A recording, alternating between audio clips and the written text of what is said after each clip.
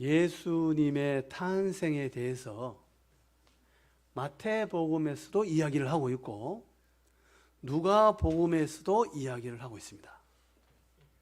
우리가 읽고 있는 이 마태복음은 처음에 시작하기를 어떻게 시작합니까?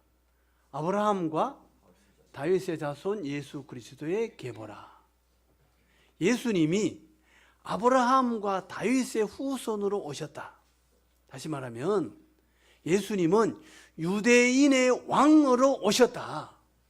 왕으로 오셨다는 사실에 거기에 초점이 되어 있어요. 마태는요, 유대인이기도 하면서 구약 성경에 아주 능통한 사람이에요. 그래서 복음서 중에 가장 구약을 많이 인용한 사람이 마태복음입니다. 구약에 능통하고, 그래서 예수님이 아브라함과 다윗의 후손으로 왕으로 오셨다, 그 이야기를 하고 있습니다. 그래서 요셉 중심으로 예수님이 태어난 것에 대해서 이야기를 합니다. 이 마태복음은 아주 새로다. 새로 아브라함부터 시작해서 세로로 왕으로 오시는 예수, 유대인의 왕으로 오시는 예수에 대해서 이야기를 합니다. 반면에 누가복음은 가로입니다. 횡적이에요. 누가복음을 기록한 누가는 유대인이 아니에요. 이방인입니다. 직업이 의사예요. 오늘날은 의사가 돈도 많이 벌고 어디 가서 의사다 하면 다 알아줍니다. 근데 이 당시의 의사는 좋은 직업이 아니었어요. 피를 만져야 되는 그냥 뭐 허드렛 일을 하는 그런 사람으로 취급을 받았어요. 그런데 의사는 누구하고 가까워요? 병든 사람, 가난한 사람, 이런 사람하고 가까운 거예요. 그래서 이 누가복음을 기록한 의사 누가는 어디에 초점을 두느냐 하면요, 마리아에게 초점을 둬요. 그 당시는 남성 위주의 사회죠. 포커스가 남성에게 있는 게 아니고 여성 마리아에게 있어요. 관심이 약한 자에게 있다, 이 말이에요. 이 마리아라는 뜻은 헬라식 발음입니다. 히브리식으로 발음하면 미리암이에요. 미리암이 누굽니까? 모세의 누이였죠. 그 당시에 어떤 사회입니까? 노예 사회였죠. 노예로 살던 사람들, 아들을 낳으면 강물에 빠뜨려야만 되는 기가 막힌 어려운 사회에 살던 사람들. 그래서 딸 이름을 미리암이다, 호통이다, 이런 뜻이에요. 우리가 너무 고통스러우니까 하나님 우리를 건져주세요, 이런 뜻이에요. 예전에 우리 이름이 뭐 끝자, 말자, 필려, 이런 이름이 있었죠. 딸 이제 마지막으로 낳고 아들 낳았으면 좋겠다, 그런 뜻이에요. 요즘은 딸이 대우를 받아요. 뭐 아들만 낳았다, 목매달이다, 뭐 그러잖아요. 네? 저는 목매달이래요, 저보고. 딸 놓고 뭐 아들 낳았다, 뭐 금메달, 뭐 딸만 둘 낳았다, 뭐 금메달, 아들 놓고 딸 놓고 은메달, 아들만 둘 낳았다, 목메달이래. 이런 세상이. 오늘날은 딸들이 대우받잖아요. 이 당시 미리암의 시대 딸들이 대우 못 받았어요. 비참했죠. 예? 비참한 시대. 만약에 골목에 여성이 10명 정도 걸어간다, 뒤에서 마리아 이러면은 마리아가 한 2명, 3명 뒤를 돌아보는 거예요.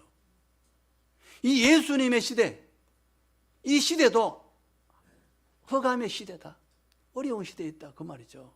그래서 사람들이 우리를 고통에서 벗어나게 해주세요. 그래서 딸 이름을 전부 마리아로 지은 거예요.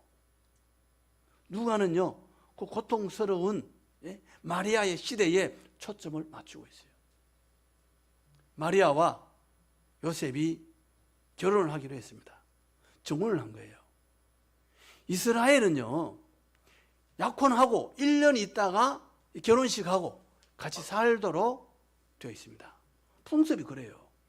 그 약혼을 했어요. 1년 동안 이제 1년 후에 결혼을 합니다.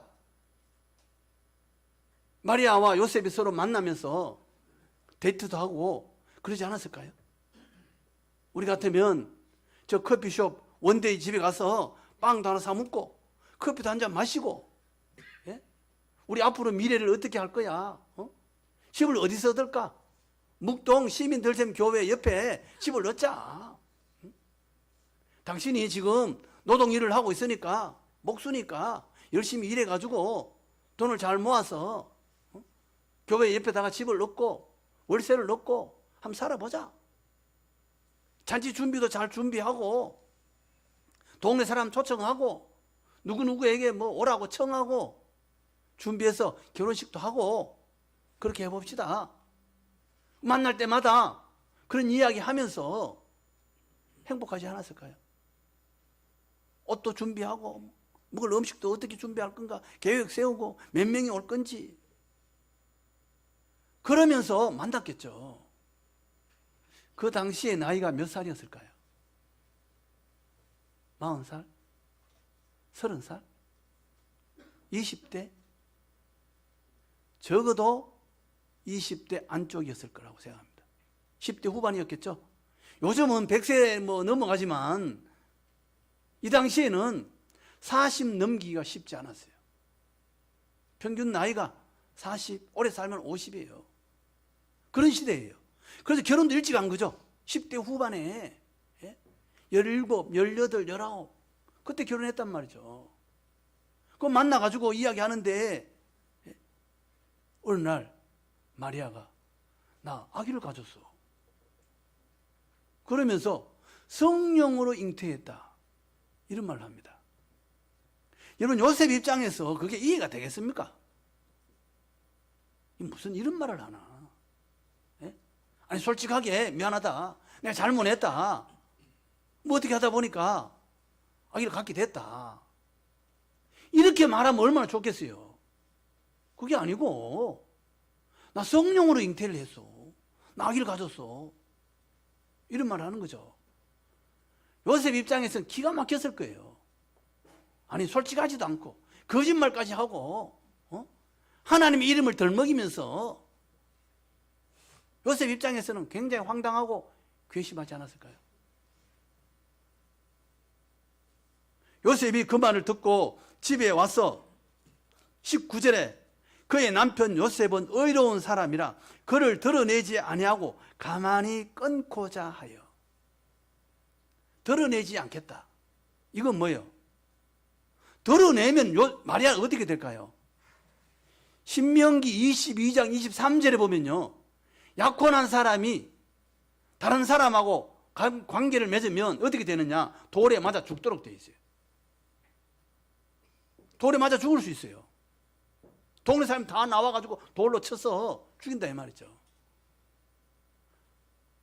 요셉이 드러내면 마리아는 죽어요. 또 만약 고소한다면 손해배상 받을 수도 있겠죠.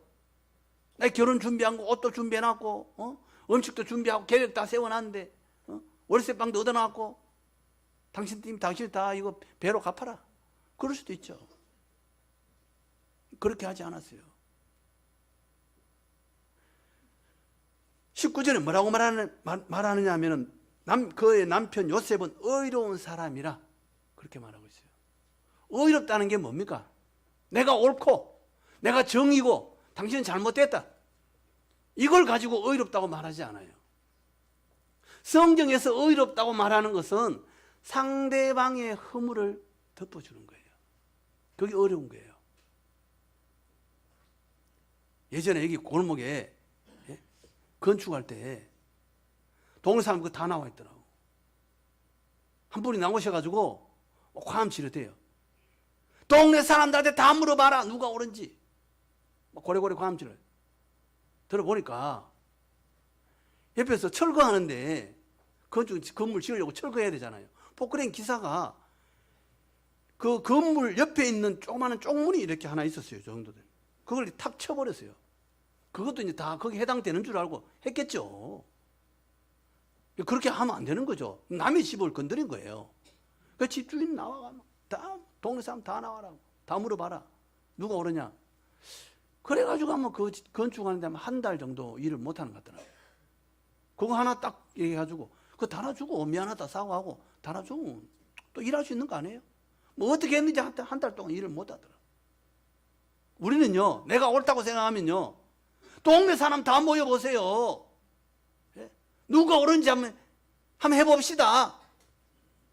그래서 내가 옳은 것이 드러나면 상대방은 죽어요. 돌에 맞아 죽는 거예요. 우리는 내가 옳은 것을 증명만 할 수 있다면 상대방이 죽든지 살든지 상관없어요. 우리는요, 밀어붙여가지고 죽입니다. 요셉은 그러지 않았다는 말이죠. 요셉은 그러지 않았다. 상대방을 죽는 데까지 몰아붙이지 않더라 이 말이에요. 이게 의로움이에요. 남의 허물을 덮어주는 것. 창세기 9장에 의인이었던 노아가 농사 짓고 포도주 먹고 술 취해서 벌거벗고 누워 있었습니다. 의인이라고 하던 노아도 실수가 있어요. 그래서 벌벗고 누워 있으니까 아들 함이 보고 나가서 막 떠들었죠. 우리 아버지가 지금 벌거벗고 누워 있고 막 형편없다. 네? 그러니까 그 형제 셈과 야벳이 옷을 들어서 뒤로 들어가서 뒷걸음 쳐서 들어가서 아버지를 덮어줍니다. 나중에 노아가 깨어서 뭐라고 말합니까? 함의 아들 가나안은 셈의 종이 될 것이다. 셈과 야벳은 하나님의 복을 받게 될 것이다. 그래서 두 아들은 아버지 허물을 덮어준 두 아들은 복을 받고 흉을 받던 가나안은 그 후손들은 복을 받지 못해요. 허물을 덮어주는 것이 내가 손해보는 것 같고 어떻게 보면 굉장히 억울할 수 있죠. 성경은 그 요셉을 의롭다고 이야기합니다. 남의 허물을 덮어주는 사람, 그 사람이 의로운 사람이다, 그 이야기입니다. 그 다음에 그날 밤에, 자 가만히 끊고 자는 그날 밤에 하나님께서 주의 사자가 찾아옵니다. 현몽하여 이르되 다윗의 자손 요셉아 내 아내 마리아 데려오기를 무서워하지 말라. 그에게 잉태된 자는 성령으로 된 것이라. 아들을 낳으리니 이름을 예수라 하라. 이는 그가 자기 백성을 그들 죄에서 구원할 자이심이라 하니라. 너 마리아 데려오느라. 마리아는 하나님께서 그에게 아기를 낳게 한 것이다. 자, 마태는 이사야 7장 이야기를 합니다. 이사야 7장 14절에 뭐라고 말합니까? 처녀가 아들을 낳으리니 임마누엘이라 하리라. 이사야 선지자가 예언해놨잖아요. 처녀가 아들을 낳아서 임마누엘이라 하리라. 하나님이 함께 하신다 할 것이다. 아멘. 그 예언이 지금 이루어지고 있다 이 말이에요. 예? 이해가 됩니까? 요셉 입장에서 이해가 안 될 수도 있어요. 처녀가 어떻게 아이를 낳냐? 어떻게 이런 일이 있을 수 있을까? 요셉 입장에서 그럴 수 있잖아요. 그런데 이 사자의 말을 듣고 하나님의 말씀을 듣고 요셉이 어떻게 해요? 그게 순종합니다. 데리고 와요. 마리아를 데리고 와요. 성경에서 의롭다는 것은 언제 의롭다고 이야기합니까? 내가 상식으로 다 이해하지 못해도 하나님 말씀 앞에 아멘 하는 사람, 하나님의 말씀에 순종하는 사람, 그 사람이 의로운 사람이에요. 창세기 15장에 이 이야기가 나옵니다. 아브라함에게 하나님께서 말씀하십니다. 밤하늘의 별을 보고, 자, 밤하늘의 별처럼 너희 후손들이 많아질 것이다. 이해가 됩니까? 아브라함이 출발할 때 75세였습니다. 가나안에 들어왔을 때는요, 78세가 될 수도 있고 80세가 될 수도 있잖아요. 나이가 많아요. 사라가 나이가 75세에 출발합니다. 사라는. 아브라함하고 출발할 때 나이가 10살 차이니까 65세예요. 여성이 65세인데 70세가 다 됐는데 아기를 낳을 수 있어요? 아기를 낳을 수 없어요. 밤하늘의 별을 봐라. 너희 후손이 이렇게 별처럼 많아질 것이다. 그때 아브라함이 어떻게 했다고 이야기합니까? 여기 보면 하늘을 우러러 무뼈를 셀 수 있나 보라. 또 그에게 이르시되 내 자손이 이와 같으리라. 아브라함이 여호와를 믿으니 여호와께서 이를 그의 의로 여기시고. 나의 상식으로는 이해할 수 없지만 그러나 하나님께서는 하실 수 있습니다. 그 말씀에 순종한 아브라함을 하나님께서 의로 여기셨다고 이야기합니다. 의롭다는 건 뭐예요? 내 상식을 뛰어넘어서 하나님의 말씀에 순종하는 사람. 그게 의로운 거예요. 그 점에 있어서 마리아도 마찬가지입니다. 천사가 마리아를 찾아왔습니다. 너 아들을 낳을 것이다. 그 이름을 예수라 해라. 마리아가 이해가 됩니까? 마리아 입장에서 전혀 이해가 안 돼요. 그러니까 마리아가 뭐라고 답변합니까? 나는 남자를 알지 못하니 어찌 이런 일이 있을 수 있겠습니까? 마리아의 말입니다. 대답입니다. 그렇죠. 있을 수 없는 일이에요. 그런데 하나님은 하실 수 있는 줄로 믿습니다. 37절에 보니까 1장 37절에 대저 하나님의 모든 말씀은 능하지 못하심이 없느니라. 하나님이 못하실 일이 없다. 너의 친척 엘리사벳도 나이가 많아서 아기를 못 낳는다고 했지 않았냐? 근데 그 사람이 아기를 지금 가졌다. 확인해봐라. 천사가 이제 설득하는 거죠. 그러니까 이 마리아가 뭐라고 말합니까? 이르되 주여 여종이오니 말씀대로 내게 이루어지이다 하며 천사가 떠나가니라. 하나님께서 하실 수 있으니까 하나님께서 하시면 제가 받아들이겠습니다. 아멘으로 순종하겠다. 그 이야기입니다. 요셉도 마리아도 하나님 말씀 앞에 순종했습니다. 이게 의롭다는 거예요. 의롭다. 의로움이 뭐 나는 깨끗하다, 나는 옳다 이게 아니라 하나님 말씀 앞에서 순종하는 사람, 하나님 말씀 앞에 아멘하는 사람, 그 사람이 의로운 사람이라고 성경은 이야기하고 있습니다. 예수님을 하나님께서 이 땅에 예수님을 자기의 아들을 이 땅에 보내는데 누구에게 보냅니까? 예루살렘의 왕족에게 보냅니까? 귀족에게 보냅니까? 재벌들에게 보냅니까? 아니에요. 나사렛이라는 시골 동네, 우리 같으면 뭐 경상도 저 산골짜기에 사는 어떤 사람, 예? 강원도에 있는 어떤 사람, 아니면 저 전라도의 섬에 있는 어떤 이름 없는 사람,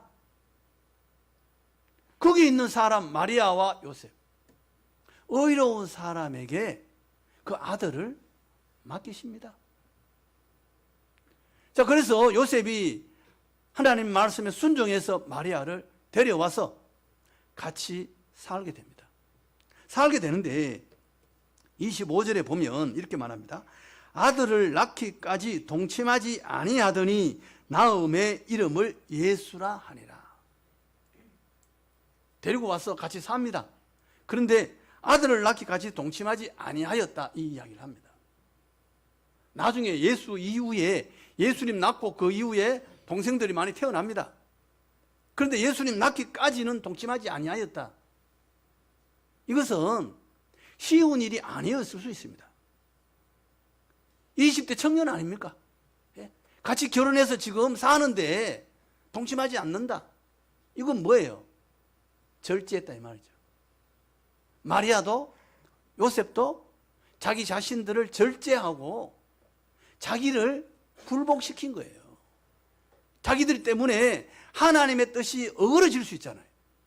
그렇지 않도록 철저하게 자기 자신을 관리하고 절제한 거예요. 의롭다는 게 뭡니까? 의롭다는 것은 다른 게 아니고 하나님의 뜻 앞에서 내 자신을 굴복시키는 것, 내 자신을 낮추는 것, 나를 죽이는 것, 이게 의로움이에요. 이스라엘의 최초의 왕 사울이 있습니다. 사울은 하나님 앞에 버림받아요. 사울은 왜 버림받습니까? 사무엘상 15장에 하나님께서 아말렉을 다 없애라 그럽니다. 나중에 전쟁하고 이기고 돌아왔습니다. 돌아왔는데 사무엘이 와서 보니까 뭐 소 우는 소리, 양 우는 소리 막 들려요. 그럼 묻습니다. 이건 뭡니까? 그러니까 백성들이 원해서 살려놓은 겁니다. 다 없애라 그랬잖아요. 짐승까지 다 없애라. 그런데 아각 왕도 살려주죠. 예? 짐승들 좋은 거 다 놔둬요. 왜요? 다 없애기 아까워. 소는 나중에 굴량미로 쓸 수도 있고 양은 재산도 되는데 왜 저걸 없애?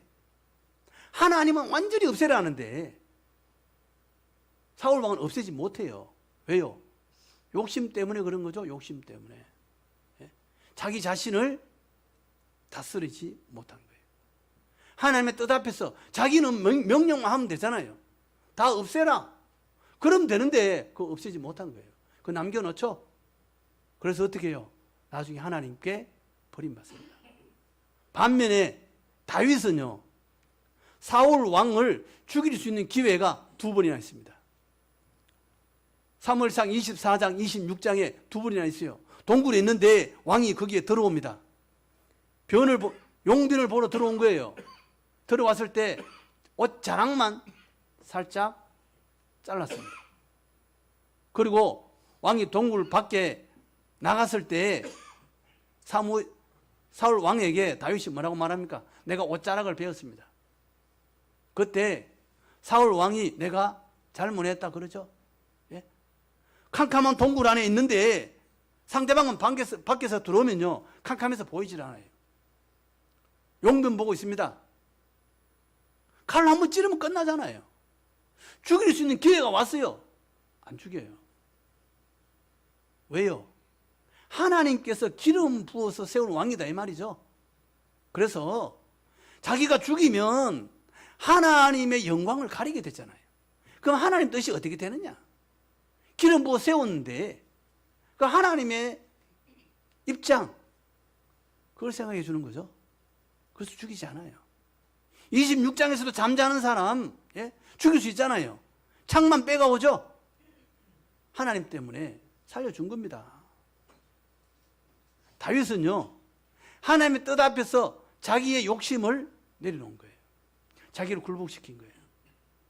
그래서 다윗은 왕이 되고 나중에 예수 그리스도가 다윗의 후손으로 오는 축복도 받게 됩니다. 이 땅에 누가 예수님을 맞이할 수 있습니까? 허물을 덮어주는 사람. 하나님 말씀을 다 이해할 수 없지만 아멘으로 고백하는 사람. 내 자신을 하나님의 뜻 앞에서 굴복시키는 요셉과 마리아 같은 사람을 통해서 그 사람을 통해서 아기 예수님이 이 땅에 오신 줄로 믿습니다. 우리가 이 땅에 살면서 부족하고 연약할지라도 하나님 앞에서 의로움을 가지고 믿음으로 주님을 맞이하는 복된 우리 모두 다 되기를 원합니다.